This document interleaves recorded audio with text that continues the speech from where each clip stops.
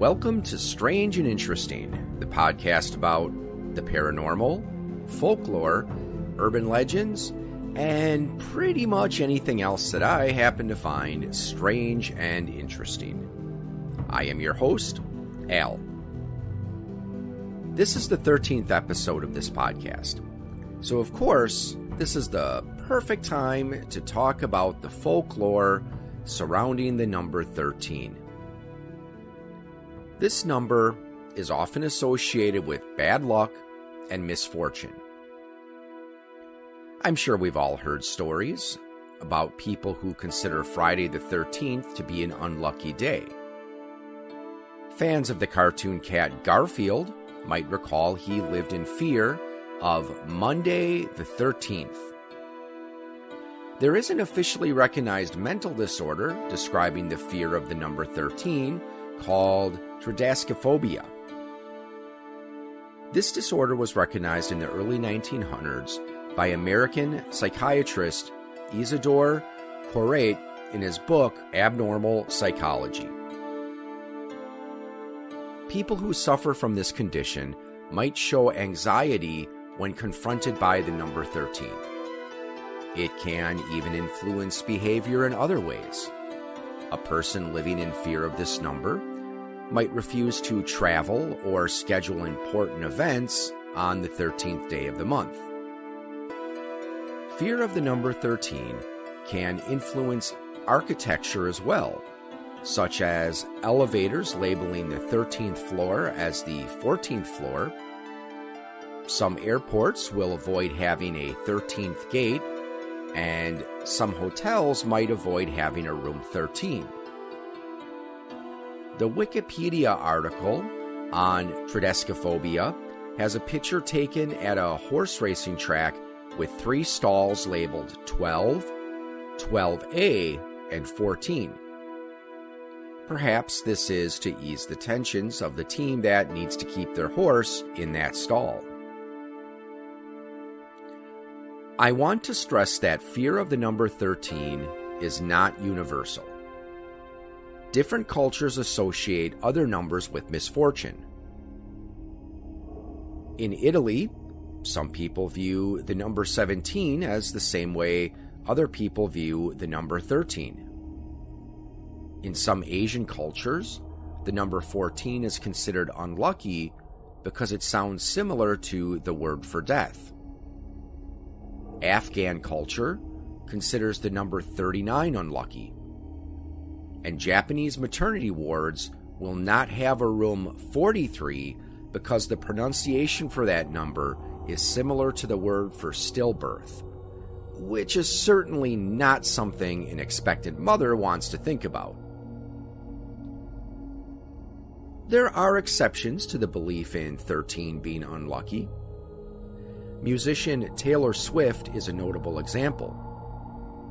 According to an article about Friday the 13th on CNN, Swift had this to say about the number 13 in a 2009 interview on MTV.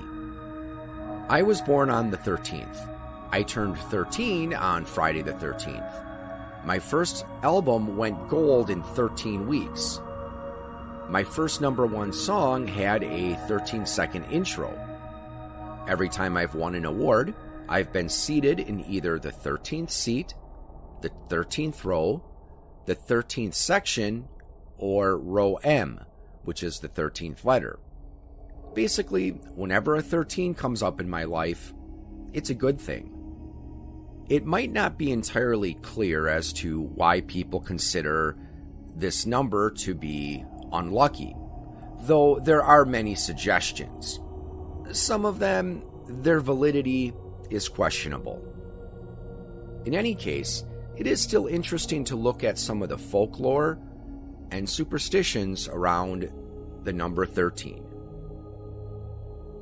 One article I read while researching this episode came from National Geographic and was called Friday the 13th Superstitions Rooted in the Bible and More. The article quoted folklore historian Donald Dosey. One paragraph in particular caught my attention.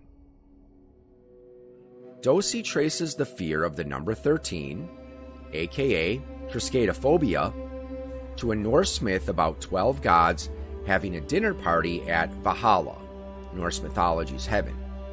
In walked the uninvited 13th guest, the mischievous god Loki.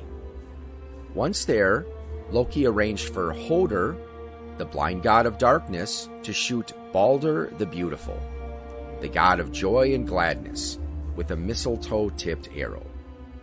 Balder died, and the whole earth got dark. The whole earth mourned. It was a bad, unlucky day. While in Norse tradition the number 12 does have some significance, I am not aware of any ancient superstitions regarding the number 13. Actually, in the modern Norse pagan Reconstructionist religion of Asatru, 13 is considered a powerful number because it represents the unknown and the mysterious, things not fit for the weak of spirit or mind. However, I feel the need to comment on Dosi's account of Norse mythology. Just like the claim that Krampus was the son of the Norse goddess Hel from episode 8, I saw this speculation pop up multiple times while researching this episode. I think it is possible Dosi may have confused two separate accounts from Norse mythology and blended them together into a single narrative. The feast he is referring to comes from a poem called Loki's Quarrel. In this poem, the gods are having a feast at Aegir's hall. Aegir is a giant and the personification of the ocean. Loki forces his way into the hall, where he engages in a flyting, or verbal sparring, with the assembled deities. These flightings are actually pretty common in Norse and Germanic stories. A flyting is a verbal sparring contest where the participants will take turns insulting each other. Oftentimes, they'll try to prove that they're the more noble, brave, or heroic one, while their opponent is actually cowardly or ineffective. After insulting almost everyone present, Loki leaves when he learns that Thor is approaching. It is not clear if Balder is alive at this point, but he was certainly not killed at this event. He is mentioned in verses 27 and 28 in a dialogue between Loki and Balder's mother, Frigga. These two verses come from the Carolyn Larrington translation of the Poetic Edda. Frigg said, "You know that if I had in here in Aegir's hall a boy like my son Balder, you wouldn't get away from the sons of the Aesir. There'd be furious fighting against you." Loki said, "Frigg, do you want me to say still more about my wicked deeds? For I brought it about that you will never again see Balder ride to the halls." So while it is certainly possible that it was believed that the gods knew about Loki arranging the death of Balder at this point, it's also entirely possible that the gods may have thought that Loki was essentially smack-talking and maybe talking about something that he's going to do. The earth didn't immediately turn dark either. That doesn't happen until wolves devour the sun and the moon at the start of the final battle, Ragnarok. The line about the earth mourning doesn't take place until after Balder's death. The goddess Hel says she will release Balder from the underworld if all things on earth cry upon hearing the news of his murder, and most did, with the exception of a giantess named Thok, who was believed to be Loki in disguise. I recall reading in some sources that the feast takes place after the death of Balder, but the Poetic Edda does not state a reason for why the feast is being held. As far as where it fits into the timeline of the Norse mythic cycle, it is possible it might take place after the death of Balder, but before the gods realized that Loki was the one responsible for the murder. Snorri's Prose Edda describes how Balder was murdered. In his account, Frigg made all things swear an oath that they would not harm Balder. Because of this oath, no weapon could harm him, and the gods would amuse themselves by throwing weapons at Balder and watching them bounce off harmlessly. The only thing that was not asked to take this oath was mistletoe. This plant was considered too insignificant to be of any harm. Loki finds out about Balder's weakness and fashions an arrow or dart out of mistletoe and tricks Hoder into using it against his brother. After Hoder inadvertently kills Balder, he in turn is slain by his half-brother Vali. Loki is eventually captured for his crime and bound beneath the earth with a serpent dripping venom onto him. There he will remain until the start of Ragnarok. Another prominent theory as to why 13 is unlucky comes from the story of the Last Supper. There were 13 people in attendance, consisting of Jesus and his 12 apostles. In some traditions, Judas, the traitor, was the last and 13th person to sit at the table. However, the Bible does not state any specific order in which the guests were seated. Both of these theories may have given birth to the superstition that if 13 people share a meal together, one of them will die or experience a tragic event in the coming year. While on the topic of meals and the number 13, I came across a website called Europe is Not Dead. It has an article about European superstitions. In France, porcelain place settings, the kind that you would break out when you were having company and wanted to make a good impression, traditionally came in sets of 12. So if there was a 13th guest, it meant that person would probably be eating from a mismatched set. Perhaps this would make the unfortunate guest feel like they were being treated inhospitably, or that they were not wanted at this meal. The same article points out that in Spain, Tuesday the 13th is considered an unlucky day and treated the same way some Westerners view Friday the 13th. This belief might stem from the Spanish word for Tuesday, which is martes. I found this interesting because Tuesday gets its name from the Norse god Tyr, while martes is derived from the Roman god Mars. Both are gods of war and were associated with each other as far back as the 1st century of the Common Era. The Roman historian Tacitus wrote that Germanic people held 3 gods in high regard: Mercury, Mars, and Hercules. The 3 gods he was referring to are the Germanic deities Woden, Tiwaz, and Thunir, which equate to the Norse gods Odin, Tyr, and Thor. By this rationale, Tuesday the 13th could potentially be seen as a day of aggression and strife. Several historical events are associated with the number 13 as well. On October 13th, 1307, King Philip IV of France ordered the Knights Templar to be arrested under the suspicion of heresy. Hundreds of knights were tortured and executed. On April 13th, 1970, the crew of the lunar lander Apollo 13 heard a loud bang, which turned out to be an explosion in one of the oxygen tanks. Fortunately, the crew managed to return to Earth safely.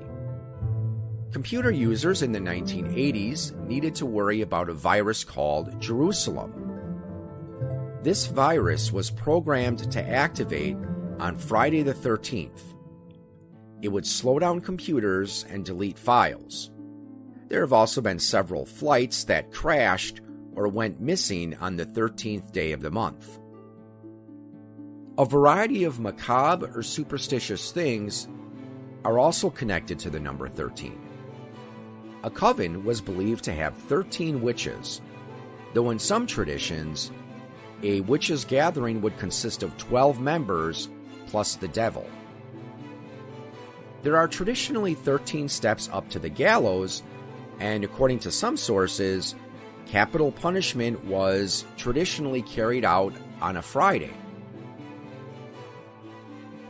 A hangman's noose was believed to consist of 13 wraps, but in reality, 6 to 8 wraps seem to be more common.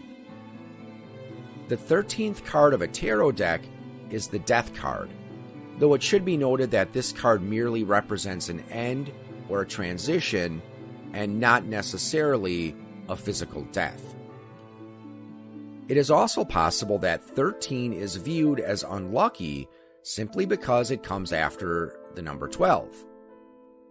This number has a lot of important symbolism associated with it, such as the 12 months of the year, the 12 apostles of Jesus, the 12 days of Christmas, the 12 tribes of Israel, the 12 petals of the heart chakra, the 12 labors of Hercules, the 12 signs of the zodiac, and the 12 Olympian gods.